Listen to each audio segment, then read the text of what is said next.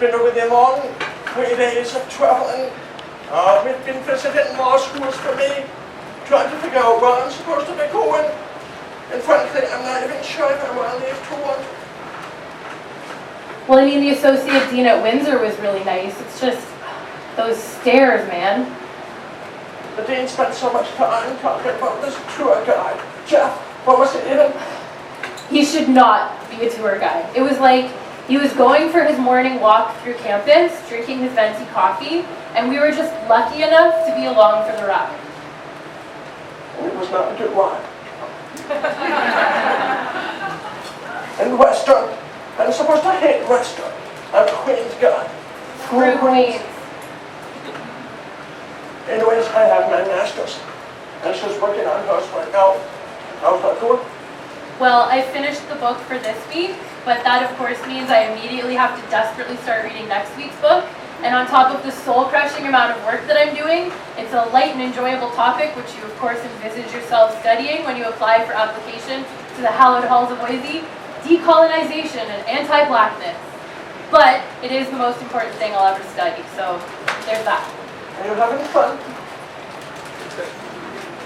I'm an English teacher. I've been for a number of years. I really enjoy engaging with the students. That's my favorite part of the job. In fact, there's probably a student in the audience here with his dad. But frankly, I feel like I'm missing something. Is there something wrong with me? You're an amazing advocate.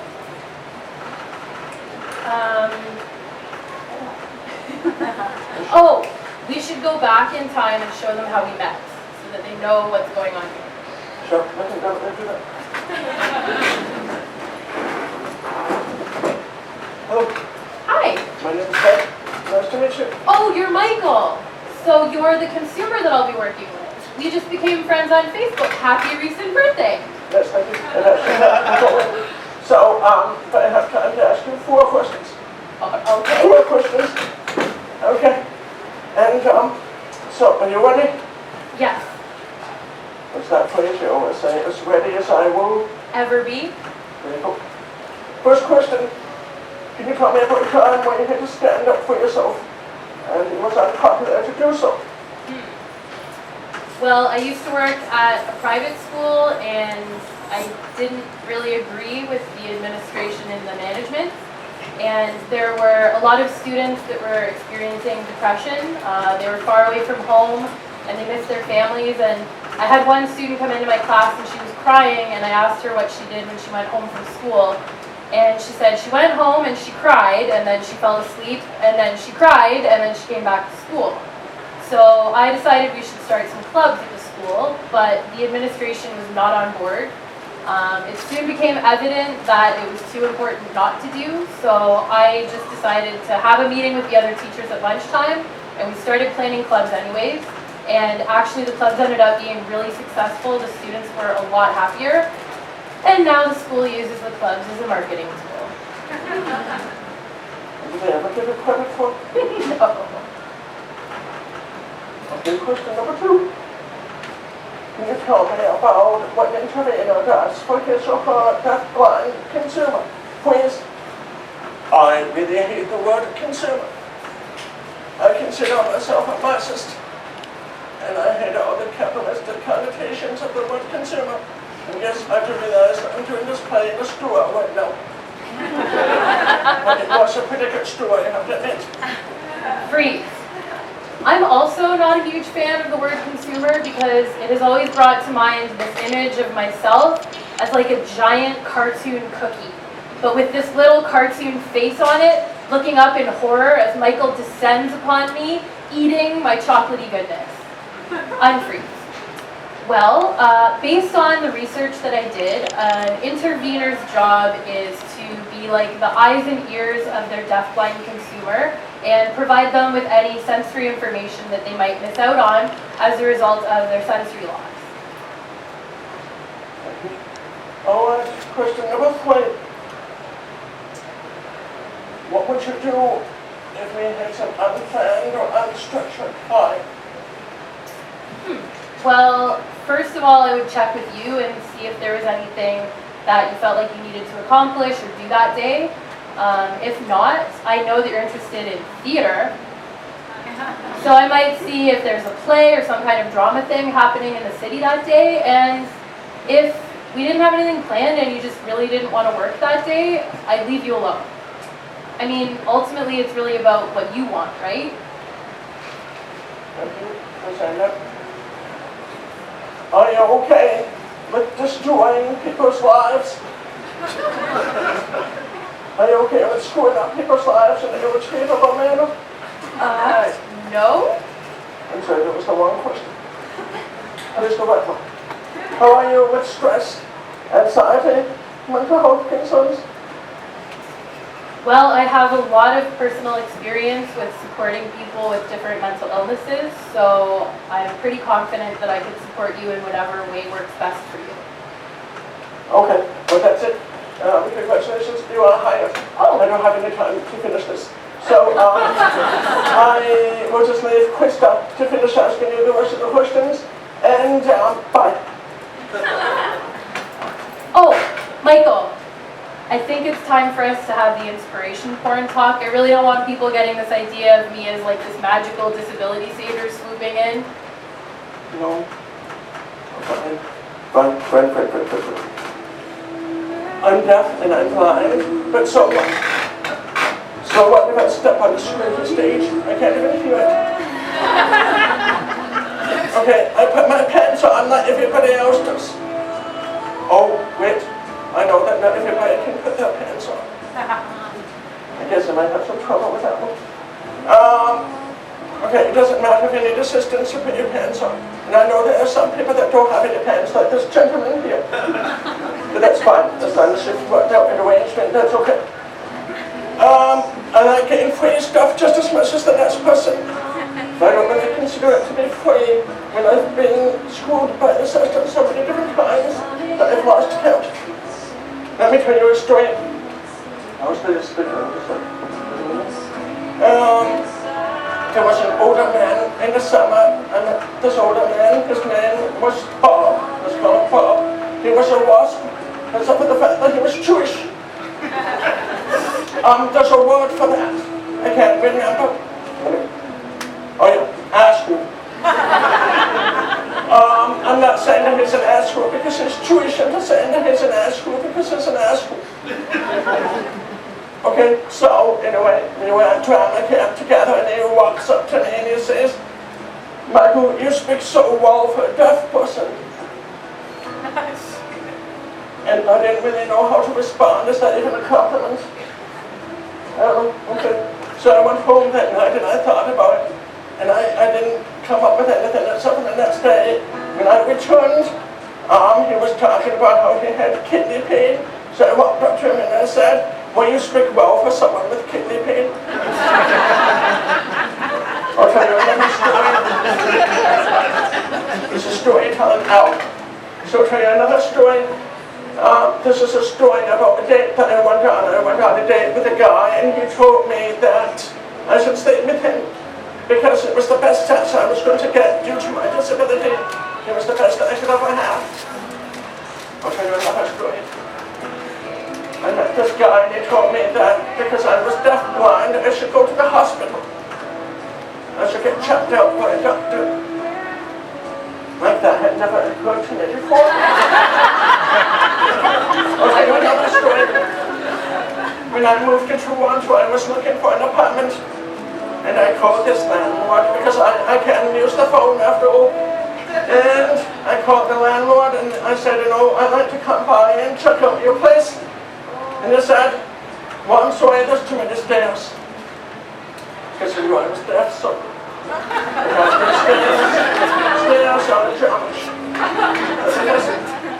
And this morning I had a cab ride from my apartment to Toronto City Hall, and the cab driver insisted on treating me like a 5-year-old.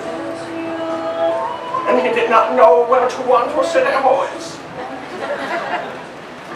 Finally, here's the last story. It's been so good. I appreciate you staying with me to this point. I would just like to talk about the fact that I'm in Toronto partly because of the Toronto International Film Festival.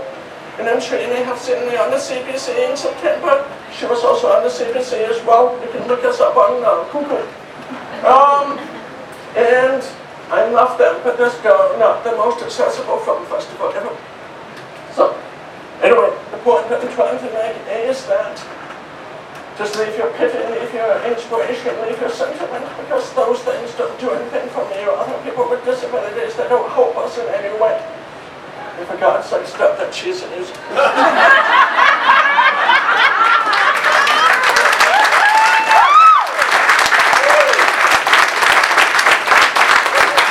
A few weeks ago, Michael and I were at Niagara Falls, and a well-intentioned but wrong-headed woman working behind the counter at the arcade told me that I'm such an inspiration for working with Michael.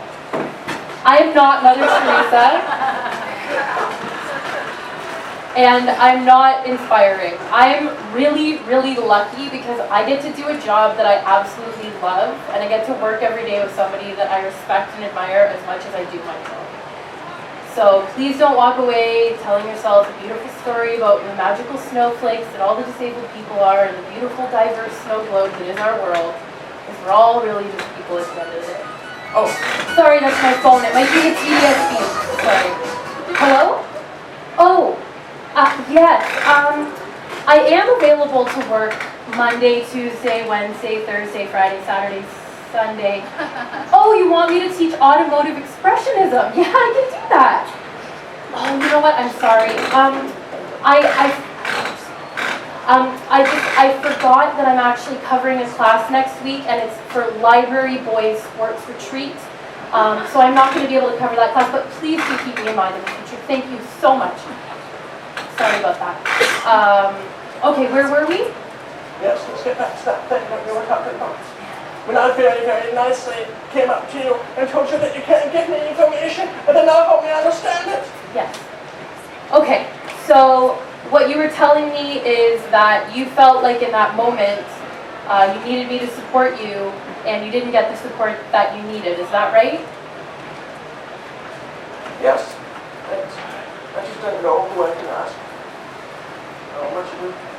I'm sorry. Maybe we could use a helpful visual aid for the audience so that they can understand what relationship we're talking about. Do it on the stage, not the ground. Let's do it on the ground so it doesn't squeak. All right. Well, I guess that's as straight as it will get. Like us. So, on that side, we're talking about a professional relationship as a consumer. Oh God, I hate that. Consumer. Consumer and, let's say Michael and Intervenor. Michael and Intervenor. Okay. Right, and on this side, we're talking about a friendship. Okay.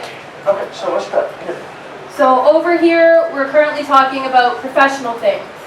All right. So, is there anything else we need to talk about professionally? We're talking about the break thing, right? Well, I'd just like to know what we're going to do when we have to, when you're taking a break or whatever. Okay. Let's say something happens and... Yeah. So here, okay. How about, in the future, if I'm on a break and something happens where you feel like you need my support, you can always tell me and I will stop my break. I'll let you know what's going on. And then once you feel like everything makes sense, I can take the rest of my break later. Does that work? No, that sounds like a good compromise. Let's try that. Okay. Is there anything else we need to talk about here in professional world? Yeah, well, we're going to do even get an LTO. An LTO, for those of you who don't know, is the next round of the Hunger Games for supply teachers, CDSB, and pretty much any place in Ontario trying to get a job.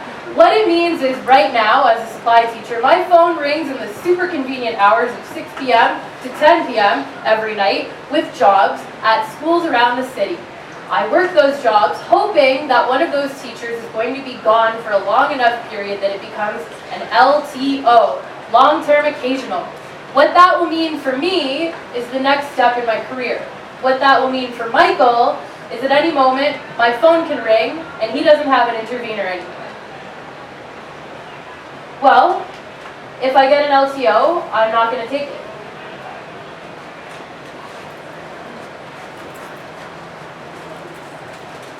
You know, want your dream to work for the Toronto District School. You are going to tell me. Who am I to stand in the way of your dreams? Well, you're Michael, and you're not standing in the way of my dreams. I don't want my dreams to stand in the way of yours.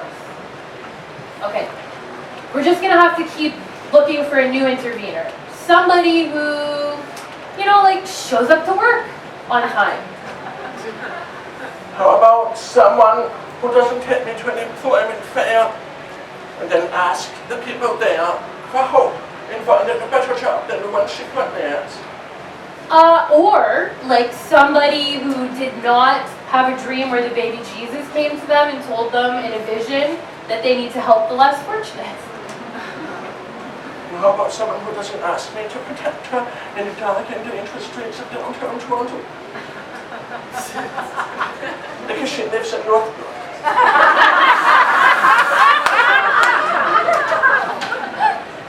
Yeah. I have a question for you. Okay. It's a tough one. Hopefully I have an answer. Do you really think there's someone out there for me? I know there has to be.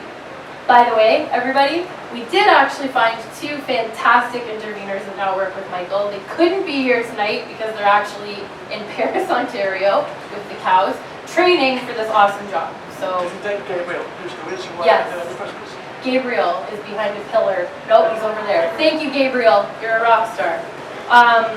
Yeah. So we'll just have to keep looking for a new intervener. While we're over here in Friendship Town, can I tell you about something that kind of bothered me? I felt like when you called me unprofessional, you were using that to force me to have a conversation with you that I wasn't ready to have. I'm sorry, I'm actually not having yelled at you either. It's okay. I know that at the end of the day, you'd never do anything intentionally to hurt me. Because I also know that I would never intentionally do anything to hurt you. We're both just doing the best we know how, right? Life just gets kind of screwed up, right? I can never really make a straight line. Well, of course not, because it's real life. I'll just give this to a random person. So, okay, this person will treasure it. Forever. Yeah. Definitely. We can tell them it came from Honest Days, but we'd be lying. I think we'd be telling the truth because we're technically in honest heads. No, that's true. Yeah. Well, it just got overwhelming, it's just, all this stuff is stacking on top of each other at law school. The intervenor situation, not knowing what to do when you're gone. And even inside language class, which we're here at the moment. Yeah. I totally get that. I mean, I feel really overwhelmed sometimes too. But I mean, the one thing that I know for sure is that no matter what happens, I'm always going to be a part of your life, and you're always going to be a part of mine. The hows and the whys may change, but I'll always care about you.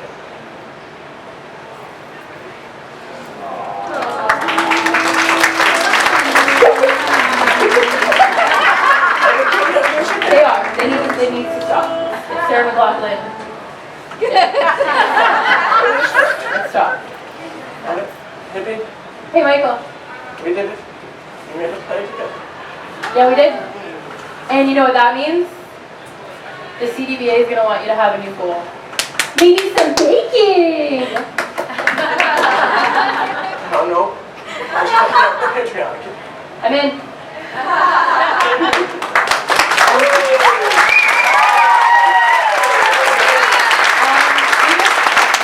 Say a couple of thank yous to some people that helped make this possible.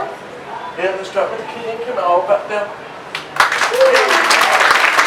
And we want to thank Carolyn and John Gee, Michael's interveners who couldn't be here tonight but have really helped support us in this process.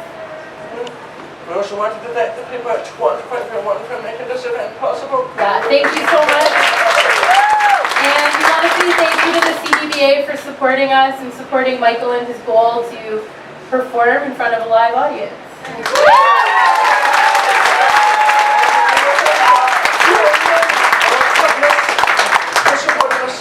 Yeah. All right, thank you. Thank you.